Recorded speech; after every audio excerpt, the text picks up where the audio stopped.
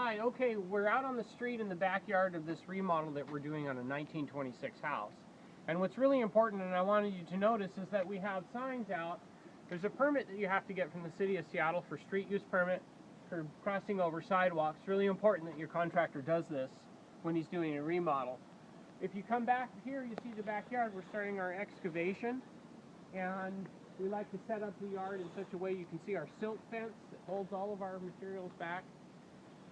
And you can also see some of our equipment that's in here.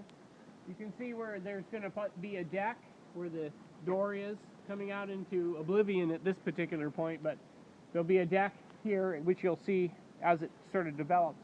And come on down in the hole. This is the part I want to show you right now. Okay, so this used to be a crawl space, and so we're turning this crawl space into an addition, which is actually what's called a basement addition. So we're having to excavate out all the soil, and now I want you to come down in underneath here. You've seen a video already of this beam that we put in that shored up the area. Well, this is why we shored it up, so we can actually get our equipment in here and pull out all the soil. So come on in, I want you to take a look underneath here. We've got the concrete guys working right now, and you can see we're doing our pours in sections. You can see where the footing is right there. And you can also see the other sections over here that we're pouring. This actually ensures that we shore up the house as we're doing our concrete. So it's done in sections like this. You can remember from some of our first shots that this was going to be a back sunken patio. Well, there's some of the concrete wall there now. Down below here, we haven't poured our slab yet. I wanted you to see what we do when we do our projects like this. So we have a drain.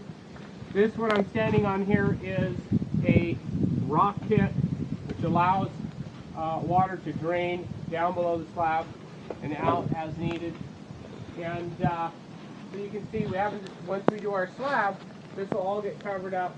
We have all of our drain tile, which is installed in the perimeter down here underneath the basement slab.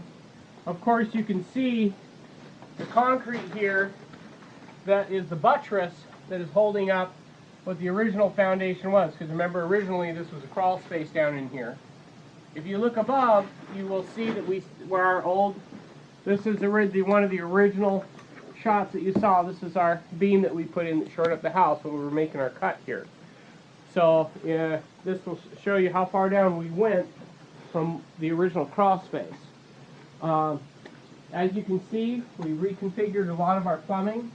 It's down in underneath the slab here. We have our penetrations exactly located in wall areas. We also have a drain in that corner. That's going to pick up some of the drains from the kitchen above, the kitchen remodel that we're doing right now.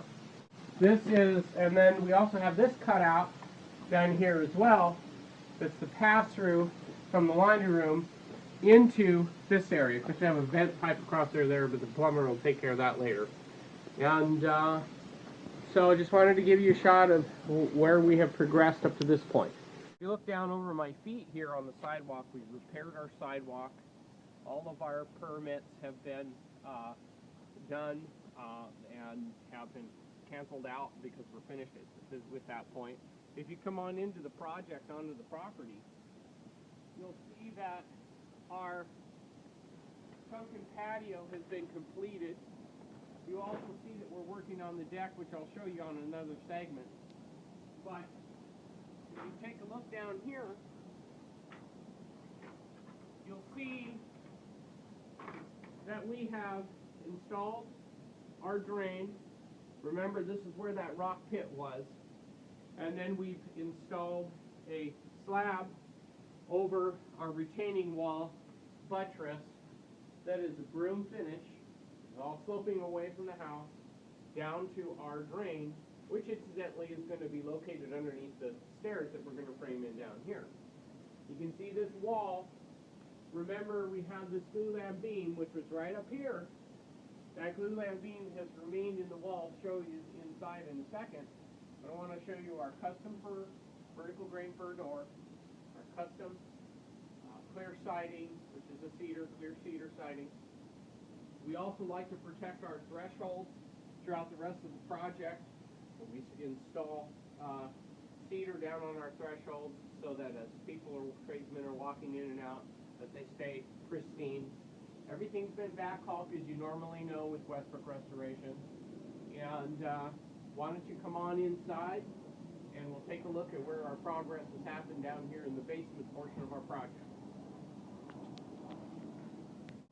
Okay, so come on into the basement. I'd like you to see the finished floor. This is a hand troweled finish, nice and smooth. This is actually going to be the owner's shop. Now up here in Queen Anne, they don't have garages, they don't have driveways, and so this was really a needed space. You can see the finished look. You can see that we have the riser in our slab here as well. These framed walls that you're looking at here that have the insulation and the doors in them, these are an extension to the basement of the existing basement of the house, where this has actually become a closet back in here to a bedroom.